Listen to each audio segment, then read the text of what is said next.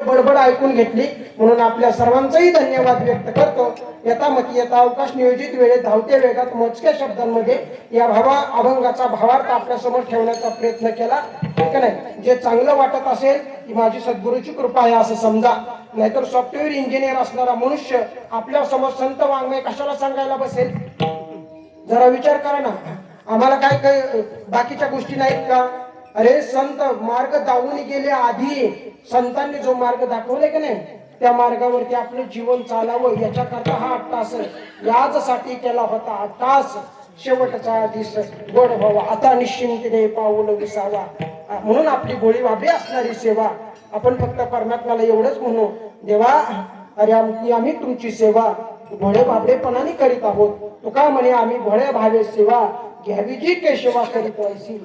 हे केशवा, हे माधवा, हे मुकुंदा, हे नारायणा, पांडुरंगा, विठोबा, विठाई, पंढरीनाथा ही आमची भोळी भावी सेवा तुमच्या दिव्य सेवेमध्ये रुजू करून घ्या.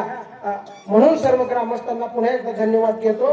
काही लोक म्हणतील बघा महाराज तर फार असे दिसतात पण यांनी हार सुद्धा घालून घेतला नाही. का बरं घालून घेतला नाही? कारण आम्हाला जी कीर्तन परंपरा आमच्या सद्गुरूकडून आम्हाला प्राप्त झालेली आहे त्यांनी जे आम्हाला साधना दिलेली आहे की ज्या ठिकाणी कीर्तन करायचं आपल्या वतीनं त्या गावाला, त्या ग्रामस्थांना आणि त्या संयोजकाला त्रास होईल असं आपलं जीवन असू नये, असे आपल्या साधना असू नये, ऐक नाही. म्हणून त्यांच्या मार्गावरती आम्ही चालत आहोत. म्हणून आम्ही आमची भोळी भाबडी सेवा करीत आहोत.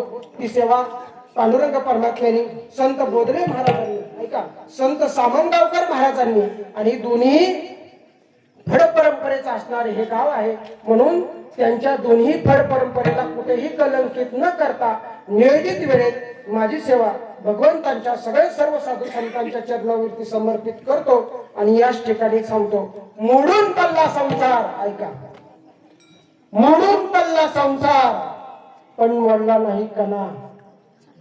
मोडून पडला संसार पण मोडला नाही कणा. पाठीवरती हात ठेवून फक्त लढ म्हणा. पाठीवरती हात ठेवून फक्त लढ म्हणा. ज्ञानेश्वर